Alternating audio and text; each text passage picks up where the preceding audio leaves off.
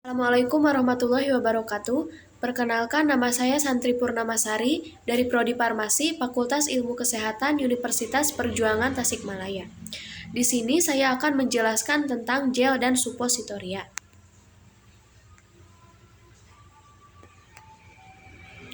Apa itu gel? Gel adalah campuran koloidal antara dua zat berbeda fase, padat dan cair.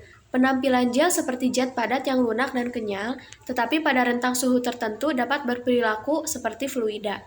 Berdasarkan berat, kebanyakan gel seharusnya tergolong zat cair, tetapi mereka juga memiliki sifat seperti benda padat. Gel merupakan sediaan semi padat yang jernih, tembus cahaya, dan mengandung zat aktif. Merupakan dispersi koloid, mempunyai kekuatan yang disebabkan oleh jaringan yang saling berikatan pada fase terdispersi. Dalam industri farmasi, sediaan gel banyak digunakan pada produk obat-obatan, kosmetik, dan makanan. Polimer yang biasa digunakan untuk membuat gel farmasetik meliputi gom alam tragakan, pektin, karagen, agar, asam alginat, serta bahan-bahan sintetis dan semi-sintetis seperti metil selulosa, hidroksietil selulosa, karbon simetil selulosa, dan karbopol yang merupakan polimer vinil sintetis dengan gugus karboksil yang terionisasi. Basis gel merupakan bahan utama dalam formulasi sediaan gel. Ada berbagai macam basis gel yang dapat digunakan, baik dari alam, semi-sintetis maupun sintetis. Hidroksipropil metil selulosa HPMC adalah salah satu polimer semi-sintetis. Jika dibandingkan dengan metil selulosa, HPMC menghasilkan produk yang lebih jernih. Formulasi basis gel terdiri dari HPMC, propylenglikol, metilparaben, propilparaben, dan aquades. Metilparaben dan propilparaben berfungsi sebagai pengawet. Pengawet diperlukan dalam formulasi gel, karena gel memiliki kandungan air yang tinggi, sehingga dapat menyebabkan terjadinya kontaminasi mikroba. Cara pembuatan gel. Pertama, timbang sejumlah gelling agen sesuai dengan yang dibutuhkan. Kedua, gelling agen dikembangkan sesuai dengan caranya masing-masing. Ketiga, timbang zat aktif dan zat tambahan lainnya. Keempat, tambahkan gelling agen yang sudah ditambahkan ke dalam campuran tersebut, atau sebaliknya sambil diaduk terus-menerus hingga homogen. Tapi jangan terlalu kuat karena akan menyerap udara hingga menyebabkan timbulnya gelembung udara dalam sediaan yang nantinya dapat mempengaruhi pH sediaan.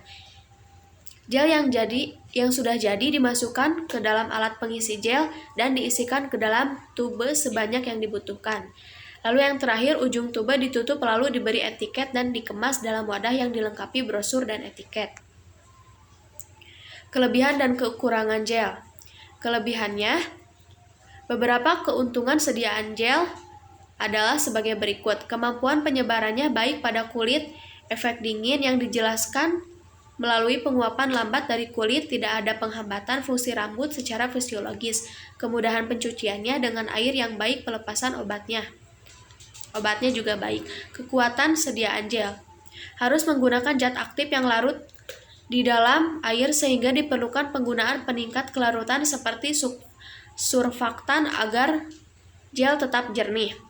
Pada berbagai perubahan temperatur, tetapi gel tersebut sangat mudah dicuci atau hilang ketika berkeringat. Kandungan surfaktan yang tinggi dapat menyebabkan iritasi dan lebih mahal. Ini contoh etiket dan produk kemasan gel. Lalu yang kedua saya akan menjelaskan tentang suppositoria. Suppositoria adalah obat solid padat berbentuk peluru yang dirancang untuk dimasukkan ke dalam anus atau rektum. Suppositoria rektal vagina, suppositoria vagina atau uretra, suppositoria uretra. Suppositoria adalah suatu bentuk sediaan padat yang pemakaiannya dengan cara memasukkan melalui lubang atau celah pada tubuh, di mana ia akan melebur, melunak, atau melarut dan memberikan efek lokal atau sistemik. Komposisinya yaitu sebagai berikut: zat aktif tambah aquades 10 gram, gelatin 20 gram, gliserin 70%. Basis ini sering digunakan untuk suppositoria vaginal di mana zat aktifnya adalah antimikroba. Suppositoria ini akan larut perlahan-lahan sambil melepaskan zat aktifnya. Kemampuan melalui zat aktif ditentukan oleh perbandingan gliserin, gelatin, dan air. Basis ini membutuhkan pengawet untuk mencegah pertumbuhan mikroba, dan pengemasannya harus terlindung dan dari lembab karena sifatnya higroskopis.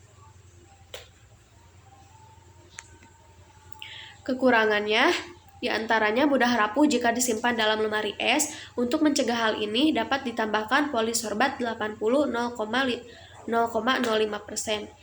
Viskositasnya rendah dibanding lemak coklat, sehingga kemungkinan terjadi sedimentasi bagi zat yang tidak larut. Untuk mengatasinya dapat ditambahkan silikon dioksida.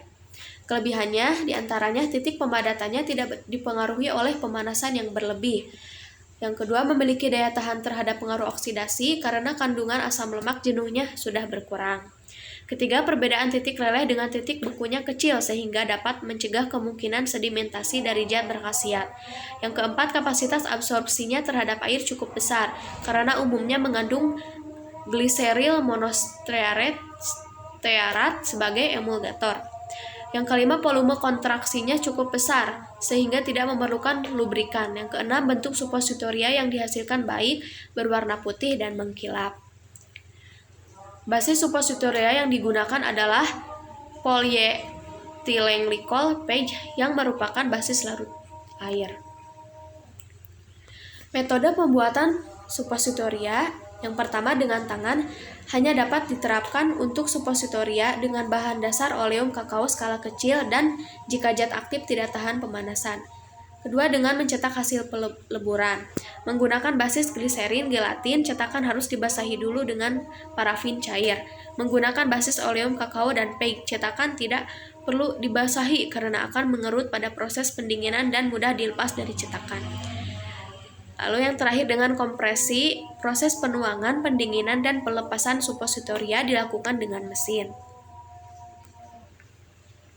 Terima kasih. Sekian penjelasan dari saya, mohon maaf bila ada kesalahan. Wassalamualaikum warahmatullahi wabarakatuh.